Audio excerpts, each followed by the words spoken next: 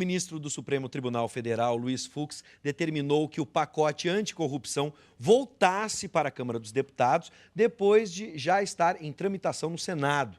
A proposta de iniciativa popular foi desfigurada pelos deputados. O presidente da Câmara rebateu. Rodrigo Maia afirmou que se tratava de uma interferência do Poder Judiciário no Legislativo. Este é o assunto do quadro Direito em Pauta desta semana. Pode rodar a vinheta.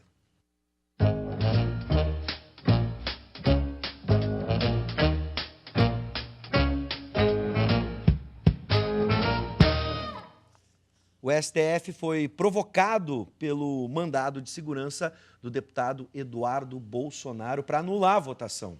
Já o ministro Luiz Fux entende que houve sobreposição do anseio popular pelos interesses parlamentares. Boa tarde, professor Paulo Regis. Boa tarde, Bives. Temos a honra novamente de estarmos juntos para a apresentação do quadro. Nós temos a certeza que é importante acrescentar que este problema que foi recentemente relatado ficou extremamente mais agudo e sujeito à crítica do ministro Gilmar Mendes. Em razão da crítica, o problema se tornou extremamente agudo. Argumenta o ministro que a medida era comparada, pasmem, ao AI-5, aquele da ditadura. Que situação que nós estamos vivendo. Pois, Bives, nós hoje contamos com a presença da professora Maria Aparecida Cardoso da Silveira, que é coordenadora do curso de Direito da UBRA e também ela é professora de Direito Constitucional. Ao mesmo tempo, professor Onélio Luiz Soares dos Santos, também professor de Direito Constitucional, do campus, do curso de Direito do campus de Iguaíba. Sejam bem-vindos, professores. Boa tarde, professor. Boa tarde, Ives. Boa tarde, gente. Bom, vamos tentar recapitular algumas questões ou aspectos importantes desse nosso tema de hoje. Por exemplo, a proposta de iniciativa popular teve origem na campanha, a gente lembra muito bem, feita pelo Ministério Público Federal e a qual contou com mais de, vou repetir esse número e deixar bem forte, né? 2 milhões de assinaturas. 2 milhões de brasileiros assinaram, intitulada 10 medidas contra a corrupção. Segundo o Procurador-Geral da República, Rodrigo Janot, as alterações efetuadas pela Câmara dos Deputados colocaram o país em marcha ré no combate à corrupção. No entendimento dos senhores e da senhora, o Judiciário invadiu a competência do Senado, como foi dito? Olha, boa tarde a todos. Mais uma vez é uma alegria estar participando aqui do Conexão. É uma honra para o nosso curso, né? Na realidade, nós estamos vivendo um momento de uma crise das instituições. E não temos dúvida nenhuma de que isso para o nosso Estado democrático de direito é muito prejudicial, porque isto gera uma situação de instabilidade, uma situação que tem reflexo, inclusive, na economia, em razão da sensação de insegurança gerada. E a cada embate que se tem com essas discussões e esta sensação de que há um desrespeito à independência e harmonia entre os poderes, esse reflexo sempre vem à tona. O judiciário, estruturalmente, dentro de um Estado democrático de direito, está posto para dirimir conflitos. E o judiciário, quando é provocado, se diz que o judiciário não tem a iniciativa da ação, ou seja, lhe é questionado, então ele é chamado a se manifestar, se manifesta. Então, não entendo que o judiciário tenha se manifestado ou a manifestação e a decisão do judiciário, cumprindo o seu dever de solucionar conflitos, seja uma ofensa à harmonia e independência entre os poderes. Pelo contrário, ele está cumprindo o seu papel, seu dever dentro do Estado democrático de direito. Ele foi provocado, professora Maria Aparecida, em razão do deputado Bolsonaro ter ajuizado um mandado de segurança que tramitou perante o Supremo e foi distribuído ao ministro Luiz Fux. É isso? Exatamente, perfeito. Discutindo o processo legislativo de um projeto de lei que chegou como iniciativa popular e teve a sua autoria apropriada por um deputado, apresentada. Então, ao invés de tramitar como um projeto de lei de iniciativa popular, ele perdeu essa característica. E aí sim, o Judiciário entendeu que isto afrontou o Estado democrático de direito, porque mesmo diante desse número expressivo de pessoas, de cidadãos, que corroboraram essa iniciativa legislativa, isto foi não desconsiderado, mas no momento em que a autoria desse projeto de lei foi apropriada por um parlamentar, o trâmite deste projeto de lei no parlamento perde algumas características em razão de não tramitar com as regras de uma lei de iniciativa popular, mas sim de uma lei de iniciativa parlamentar. Eu vi a opinião do professor. Professor? Bom, boa tarde, mais uma vez, é uma satisfação estar aqui com todos. E eu acompanho o que a professora Maria Aparecida explanou, porque o que nós temos verificado no país nesses últimos tempos, nós estamos vivendo aí tempos conturbados. Não que seja novidade na história brasileira, mas eu agora, até vindo para cá, eu estava pensando se nós estávamos vivendo tempos mais difíceis, ou o país estava pior ou estava melhor. Eu imagino que nós continuamos com nosso comportamento histórico. O que nós estamos vivenciando é um acesso à informação de uma maneira extraordinária, onde o que acontece, né, imediatamente já chega nas casas, e com as redes sociais e as formas de comunicação, isso acaba se tornando pauta, né, de pessoas que conhecem o tema, outros que não conhecem, não dominam tão bem, mas também dão a sua opinião, e isso vai tomando as ruas, e opiniões para cá e opiniões para lá. Quando um membro do Legislativo, na sua presidência, vem e diz uma expressão forte, né, que o Poder Judiciário está usurpando competências, está se intrometendo no outro poder, isto tem uma demonstração aí de tentativa, né, de desqualificação, né, às atribuições reconhecidas aos poderes da República. E a professora bem lembrou, o Poder Judiciário ele não se manifesta se não for provocado. E no caso específico, um membro do Poder Legislativo, um deputado, tem legitimidade para tal, vai ao STF e questiona, olha, estou aqui desconfiado, né, quero que reveja o procedimento. E cabe ao STF exatamente a guarda do ordenamento brasileiro. E quando o ministro examina e verifica que o procedimento não foi seguido conforme a legislação estabelecida, bom, repõe nos trilhos, né, determinando que, olha, retomem, né, esta discussão, porque como foi processado, isso está afrontando a legislação. Vale dizer, né, deixa eu só fazer uma complementação, a iniciativa popular ela é uma novidade que vem com a Constituição de 88, e somente 10 anos depois é que nós vamos ter uma lei que a regulamente. Então, isso vai demonstrando também o nosso ímpeto do deixa para lá, isso não é tão importante, nós somos deputados para fazer. E até hoje, né, de 1988, ou de 1998, com a lei que a regulamenta, nós temos 4 leis com origem em iniciativa popular. Ou seja, é tímida? Muito tímida a participação. Mas um ponto mais agravado, professor, é que das 4 leis que têm origem na iniciativa popular, elas nenhuma tramitaram, né, pelo procedimento estabelecido pela legislação. A 5ª, que foi proposta agora, né, que também não tramitou no formato devido, é a que foi questionada. E agora o Poder Judiciário, né, acionado, se manifesta, olha, não dá, porque está descumprindo a legislação, inclusive votada pelo próprio parlamento.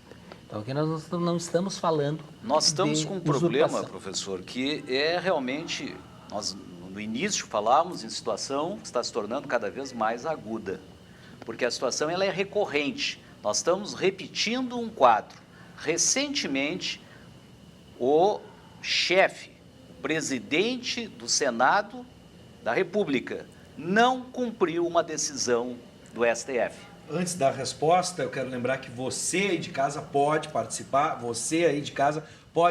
da nossa conversa pelo WhatsApp, pelo 99588-2374, 99588-2374. Mande pelo WhatsApp a sua opinião ou até mesmo uma questão. Agora sim, vamos à resposta à questão do professor Paulo. O juiz federal Sérgio Moro afirmou recentemente que uma magistratura atemorizada, não é uma magistratura livre para realizar o seu trabalho. Ora, é notório que há uma orquestração no Congresso Nacional para impor restrições a quem? A atuação dos magistrados e a atuação do Ministério Público. Ou seja, Bives, estão incomodando muito. Por isso que entra, juntamente com esse projeto de iniciativa popular, a tramitação do abuso de autoridade. Professores, esse acréscimo não constitui, sobre a ótica do direito constitucional, isso não constitui alguma irregularidade? Nós temos o aspecto de mudança de matéria, e este foi o motivo, inclusive, que foi deferida a liminar naquele mandato de segurança proposto pelo deputado, em função da inserção de uma matéria que não teve origem na iniciativa popular, que estava tramitando numa outra situação, num outro projeto de lei, e veio inserido para um projeto de lei que tratava de uma matéria diversa. Por que isto neste momento? Não resta dúvida de que é em razão deste contexto e desta proposição, enfim, de trazer limitações à atuação do Poder Judiciário, que, como bem referiu o professor Paulo Regis, neste momento está incomodando. Está com suas ações gerando, enfim, situações de desconforto. Agora, sem dúvida nenhuma que, se nós considerarmos que esta lei teve uma iniciativa popular, mesmo que ela tenha tido essa iniciativa apropriada por um parlamentar, e é o que está hoje em discussão no STF, Perfeitamente. E foi trazido para ela uma matéria que não foi de iniciativa popular, nós temos aqui uma situação incomum, anômala dentro deste projeto de lei, sem contar que nós temos matérias diversas. Então, a impressão que se tem é que o julgamento final desta ação se encaminha para uma situação de reconhecimento de uma inconstitucionalidade. O senhor concorda, professor Onélio, que há realmente uma orquestração nesse sentido, ou seja, uma emenda aditiva, na verdade ela não é supressiva, porque eles não estão afastando, eles estão adicionando um novo texto legal, ou seja, Bives, pegando carona. Sim. Vou deixar esse aspecto técnico ser respondido, depois eu vou trazer perguntas para quem está de fora, para quem está nos assistindo. Ótimo. Né? Mas vamos responder primeiro, professor Onélio, Deixa eu por favor. complementar o que a professora falou, porque, assim, para entendermos o processo de criação legislativa, nós temos técnicas de criação e temos orientação para essa formação de uma determinada lei. E o STF, né, o Supremo Tribunal Federal, já decidiu, isso pacífico, está determinado, que não é possível, né, matéria estranha quando se discute medida provisória, tá? Inclusão de matérias, emendas aditivas ou coisas que o valem. A lei que regulamenta o processo de criação legislativa no país, que é uma lei complementar do ano de 98, a Lei 95/98, ela também expressa nesse sentido. Uma lei, uma vez proposta, ela não pode ser aditivada com matérias que lhe sejam estranhas na sua origem. E se isso acontecer, ela não tem um vício de origem. E é o caso. Né? E aqui nós não estamos discutindo nem a origem da lei. Essa regra geral, inclusive, para o parlamentar que propõe um projeto de lei. E quando ele propõe um projeto de lei, ele está propondo para regulamentar uma determinada matéria. E este projeto ele vai discutir e regulamentar a matéria proposta. No meio do caminho não pode ser embutido ou sendo colocado coisas estranhas àquela matéria. E isso, seja por legislação que assim regulamenta, seja por decisão do Supremo Tribunal que já definiu isso. Isso não é possível. Quando nós nos deparamos com um projeto de lei de iniciativa popular, que não é das coisas mais simples isso, né? São 5 estados, alguns milhões de assinaturas, uma quantidade de procedimentos de verificação, um pouco mais rigoroso isso se apresenta, porque a vontade expressada não é de nenhum daqueles representantes que lá estão no parlamento, e sim da população. Mais que se de 2 no milhões exercício... de assinaturas. É isso. Exato. A E população foi se arvora no iniciativa do exercício Ministério direto Federal. do poder e apresenta ao seu poder legislativo uma proposta de regulamentação. Bom, aprova ou rejeita. Agora, aditivá-la de maneira a distorcer o seu conteúdo, né? Aliás, a lei que regulamenta isso, e o próprio regimento interno da Câmara Federal, estabelece que a Comissão de Constituição e Justiça ela poderá fazer adequações formais ao projeto apresentado. De redação e tal, e não adequações meritórias. Né? Sim. Então, a gente tem no quadro aqui para ilustrar, vamos dar uma olhada nas medidas, né, contra a corrupção, a gente tem algumas delas, apenas para ilustrar, quem tiver interesse pode acessar o site do Ministério Público Federal, onde estão ali as 10 medidas contra a corrupção. E aí pode ter uma análise, pode ler e entender um pouquinho melhor cada uma delas, em especial a que estávamos citando agora há pouco. Bom, eu quero trazer uma outra perspectiva na discussão, que é a seguinte: para a gente que está de fora, e especialmente para quem trabalha com a mídia, acaba reportando situações, né, expressões, frases como colocar um país em marcha ré, de um lado, falando do outro lado dizendo, estão invadindo o nosso procedimento, nosso regimento, estão invadindo o nosso trabalho. A gente está vivendo, não só no Brasil, mas no mundo inteiro, uma crise nas instituições democráticas, né? Naquele mecanismo que, né, dá base à democracia. Esse tipo de declaração de um lado e de outro não contribui ainda mais e não coloca, né, o cidadão brasileiro em dúvida de que se o legislativo está fazendo o seu trabalho corretamente e se o judiciário também está fazendo, seja ele, por exemplo, em aspectos técnicos, especialmente em aspectos técnicos.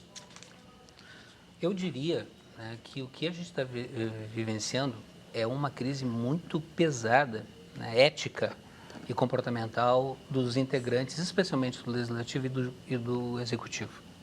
E quando isso se explicita da maneira que se explicitou, especialmente com a Operação Lava Jato, que é a Operação da Onda, mas nós podemos pegar outras tantas, temos aí, e para mim é um símbolo nesse país, a Operação Satyagraha, quem é que não lembra disso, né, que temos lá uma gravação de um flagrante, né, de suborno e que foi desconsiderado a prova porque foi mal colhida e tal, e assim ficou assim, e o delegado investigador, né, acabou perdendo o cargo e ele sim foi responsabilizado, tem uma quantidade de coisas. Mas voltamos à Operação Lava Jato.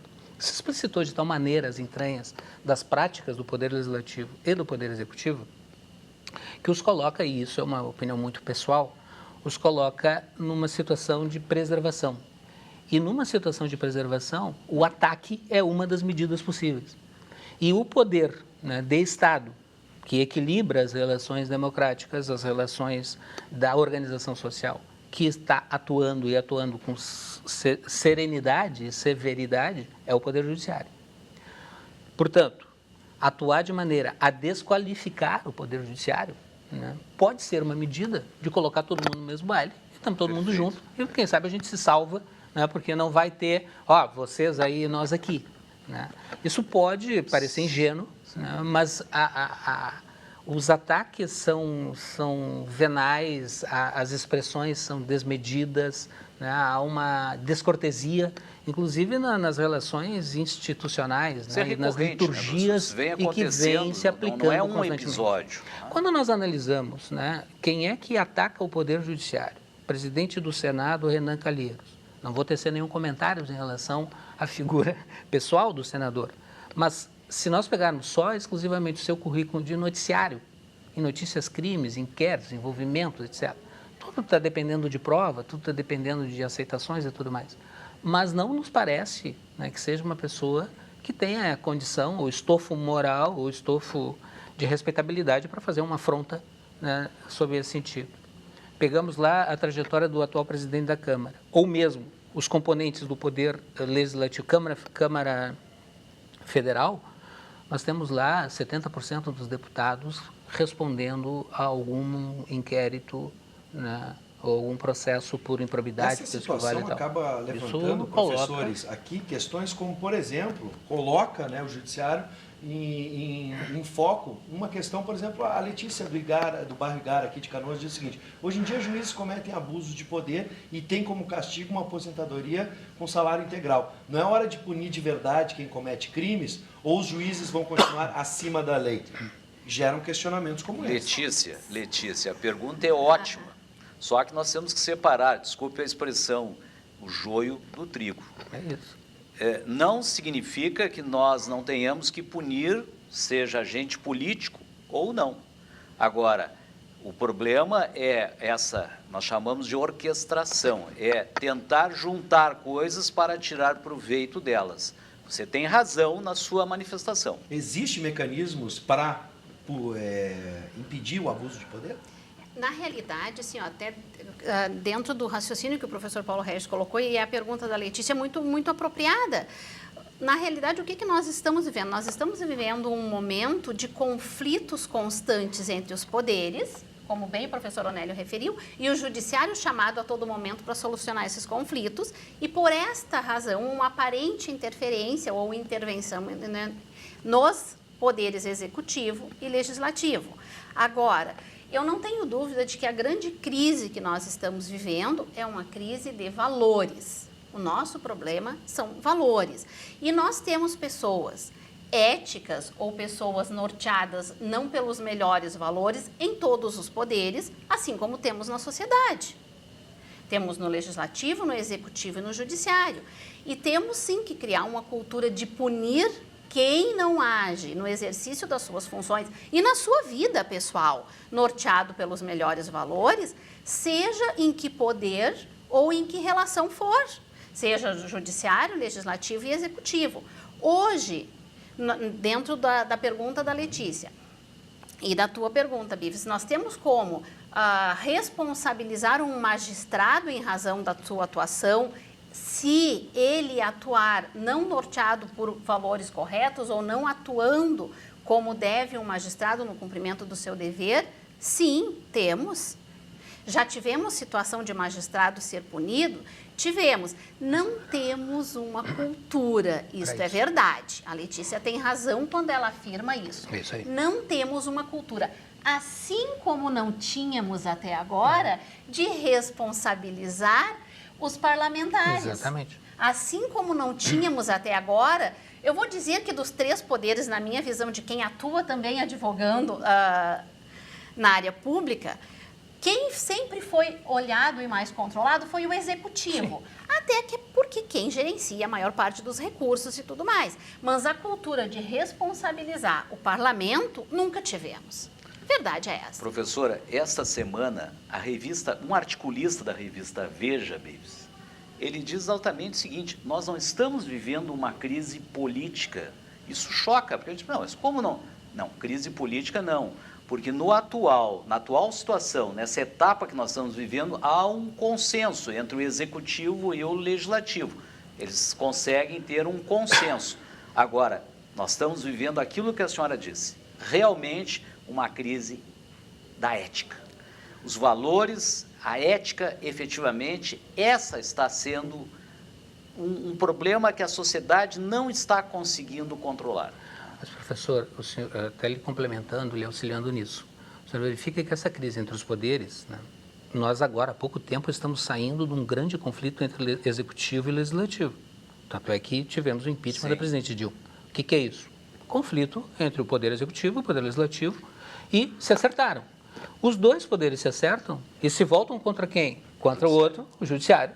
E se analisar, se verifica que é orquestrado, estão conjuntamente fazendo um enfrentamento. Isso não quer dizer, e eu não estou aqui dizendo que no judiciário nós não tenhamos problemas lá em relação a situações e tudo mais, ou até mesmo alguns desvios que possam levar a essa questão aí que a nossa telespectadora pergunta. O Conselho Nacional de Justiça pode exercer esse poder mas não é a mesma coisa. Né? Não dá para trazer tudo para o mesmo pacote e dizer, bom, então agora nós vamos resolver. Não, são coisas muito distintas, são situações muito pontuais. E se nós pegarmos na história do nosso país, analisarmos a história do nosso país, nós vamos verificar que dentro do Poder Judiciário brasileiro, todos esses problemas de morosidade, dos abusos aí indicados pela nossa telespectadora e tal, num comparativo, nós temos índices muito menores, né? Pontuais. Um caso aqui, um outro ali, agora assim. Não é uma situação orgânica, como nós temos dentro do Legislativo e do Legislativo, infelizmente. Né? Nós tivemos um grande escritor chamado Stefan Zweig. Stefan Zweig diz o seguinte: ele veio para o Brasil, ele era austríaco de origem judaica, e veio para o Brasil, para Petrópolis. Aliás, lamentavelmente, se suicidou em Petrópolis. Ele escreveu, entre vários outros livros, um livro denominado Brasil, País do Futuro. Todos nós acreditamos durante muito tempo que o Brasil seria o país do futuro. É ruim numa mensagem de final de ano dizer isso. E aí a pergunta fica, Bives, professores, onde está o futuro?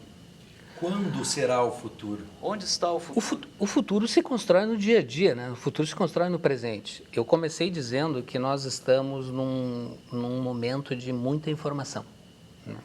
Coisa que não tínhamos. E quando temos muita informação, sem saber o que fazer com ela, nos atrapalhamos. Então, nós ainda estamos num processo de aprendizagem. Uma outra situação que é batido e rebatido e nos apegamos, nós da área do direito, olha o Estado de Direito, o Estado Democrático de Direito, e daí alguns, temos até movimento, não, queremos a ditadura, e queremos uma insanidade, algo assim que não se consegue compreender, né? Que uma pessoa queira entregar chibata para uma outra, ela pode me bater na paleta que não tem problema. O que nós queremos com o processo democrático? Exatamente a possibilidade de ter informação, exatamente a possibilidade de poder discutir as nossas instituições, melhorá-las. Isso é um processo de melhoria. Eu avalio e estou aqui, hoje eu estou me julgando numa ingenuidade só, talvez seja pelo período natalino, que nos deixa mais fraternos, nos deixa mais eternecidos e tal. Estou esperançoso, né? E acho que sairemos melhor dessa situação. Mas temos uma travessia, temos um processo aí de depuração. Bom, eu vou... Estou apostando que nos próximos períodos, né, de escolha do Legislativo, escolha do Executivo, agora, recentemente, já verificamos uma grande renovação nos Legislativos Municipais, nos Executivos Municipais e tudo mais. Nós devemos, paulatinamente, ir melhorando isso. Uma coisa que a população, quem está nos enxergando, nos assistindo, precisa ter presente, é que a palavra democracia, né, ela é a junção de duas palavras gregas, né? Kratos, que é poder, e demo, que é população, que é povo. Significa democracia numa singeleza, poder do povo. Quem é o povo? Nós somos o povo. Eu, professor, o senhor aí que é o entregador de gás, o senhor aí que é o atendente da lancheria, a senhora aí dona de casa, nós somos povo, nós é que fizemos esse país. E é razoável que nós tenhamos condições e tenhamos mecanismos de saber que os nossos representantes, né, o que esses nossos representantes estão fazendo. Pena, e ficar atento. Vamos encerrar, que senão vai estourar o tempo aqui. Mas eu vou terminar hoje. A reflexão vai ser minha, porque eu sou povo. Eu sou do povo, eu sou um Zé Ninguém. Aqui embaixo a lei é diferente. O negócio é o seguinte. Eu vou pegar o exemplo. O entregador de gás, o jornalista, o advogado, os alunos do curso de Direito aqui da UBRA, seus alunos. A reflexão que a gente tem que fazer é a seguinte, para o ano que vem, com esperança. Corrupção. A gente fala tanto em corrupção, estamos vivendo uma crise ética. Então começa por você. O futuro começa agora, a partir desse momento, a partir desse segundo começa agora. Começa a respeitar a fila, começa aqueles pequenos atos de corrupção. Hoje eu estava vendo vídeo de gente saqueando, no meio de um acidente, numa estrada, saqueando mercadoria. Sabe? E ali o cara que estava filmando e botou na internet falou assim, ê, povo brasileiro! Não. Então se a gente quer mudar, seja um juiz para que ele faça da forma correta, um legislador da forma correta, ou alguém do Poder Executivo, você pode estar nesse cargo, o aluno do curso de Direito, né? Você pode ser vereador, você pode ser prefeito, então você comece a partir desse minuto, o futuro começa agora. A gente vai mudar o Brasil a partir de agora. Democracia representativa é espelho da sociedade, é a imagem da sociedade refletida no espelho. Vamos ter uma sociedade pautada pelos melhores valores e teremos uma linda imagem no espelho. Assim a gente acaba com essa crise, né, professor? Vamos lá. Quinta-feira a gente está de volta com mais um quadro Direito em Pauta. Sejam todos bem-vindos. Muito obrigado, professores. Obrigada a você pela oportunidade. Bom,